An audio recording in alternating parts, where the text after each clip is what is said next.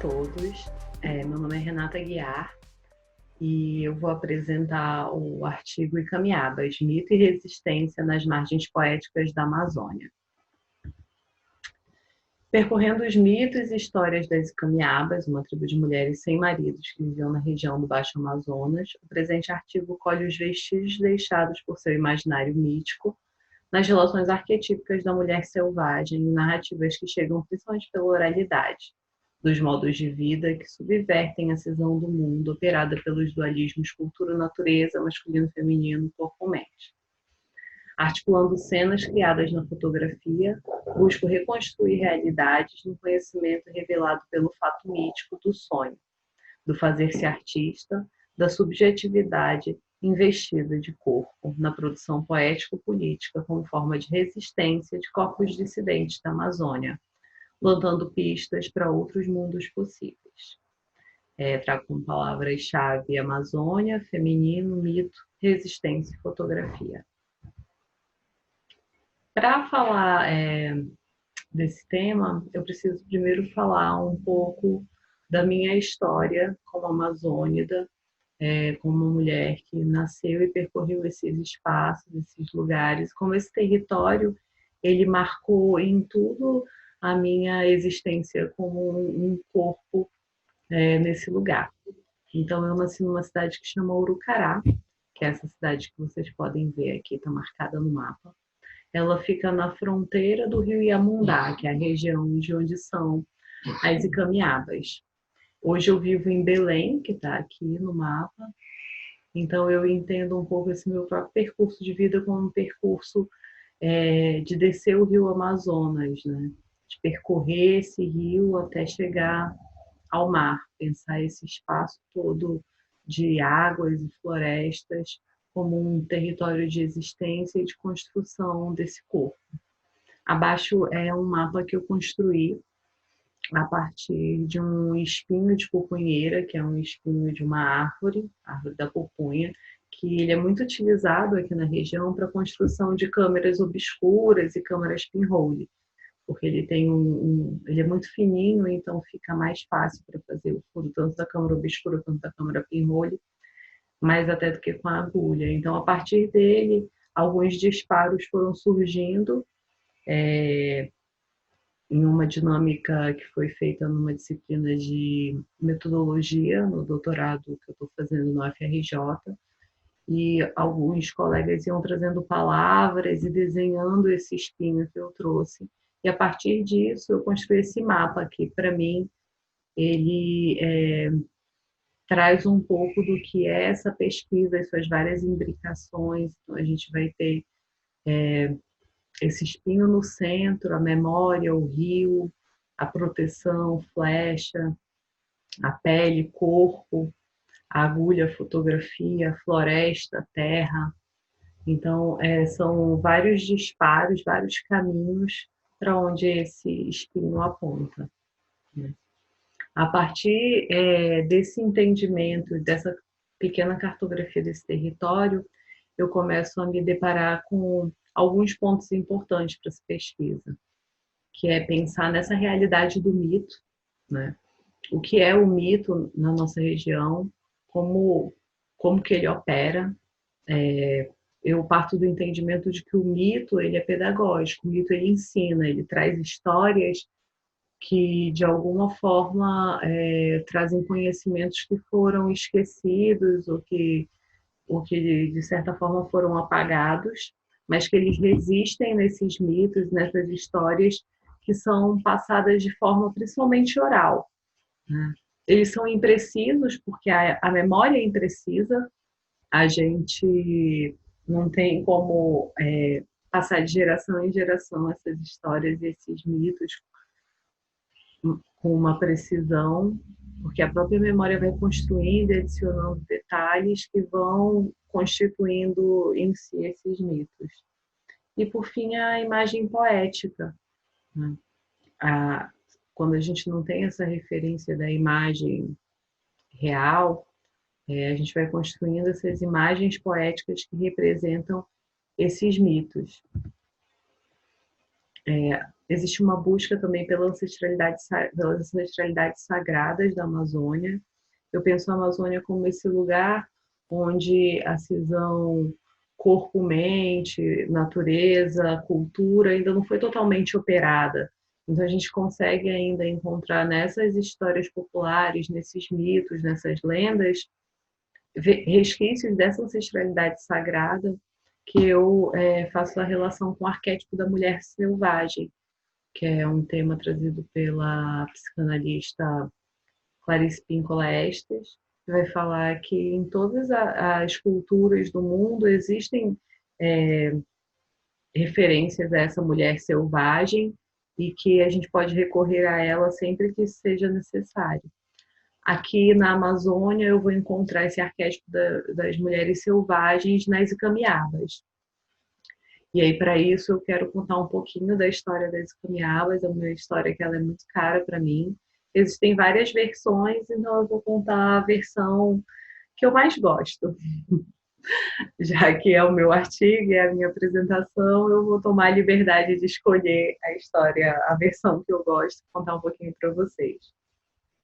Dizem as mais velhas histórias que no Vale da Lua, escondido dos homens, vivia uma tribo de mulheres guerreiras sem maridos.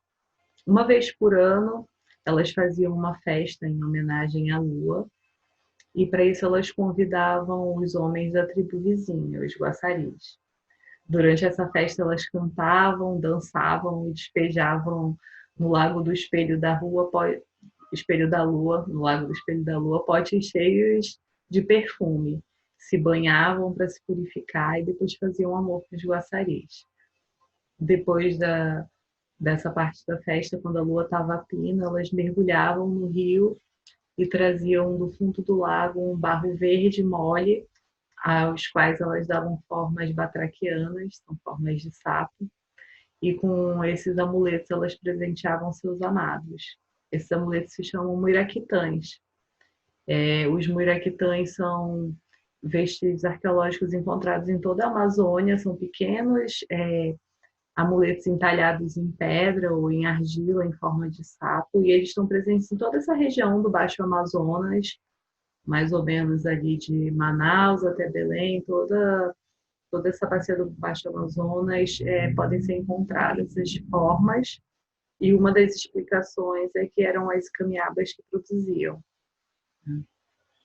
A partir dessas histórias, são histórias que fazem parte da minha memória de afeto, são histórias que eu cresci ouvindo, principalmente de forma oral, que elas chegam até mim.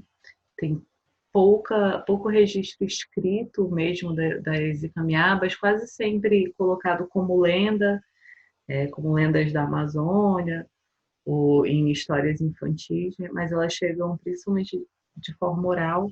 E a partir delas, dessas memórias e desse entendimento, eu construo essas narrativas fotopoéticas em que eu pretendo dar vida a essas Icamiabas, reconstruir esse corpo, território dessas mulheres guerreiras, uma história que para mim ensina muito sobre consentimento, ensina muito sobre as multiplicidades da vida e as várias formas de existir. São pistas, de certa forma, que foram deixadas para nós. Pistas que eu colho para tentar criar e deixar outras pistas acenando para outros mundos possíveis. Provar, viajar, sentir, experimentar, todos esses são agenciamentos que fazem os equipes de relações, que constantemente reorganizam as experiências vividas através de formas híbridas de configuração formal e processual. A arte pesquisa a partir do olhar da artista pesquisadora. Fazer surgir outro mundo de conhecimento permeada pela realidade do mito, das narrativas orais e das histórias que nos quiseram fazer esquecer, do lugar onde são possíveis as visões e os sonhos. Um outro lugar, onde a gente pode habitar além dessa terra dura, o lugar do sonho. Quem fala isso é o Ailton Krenak.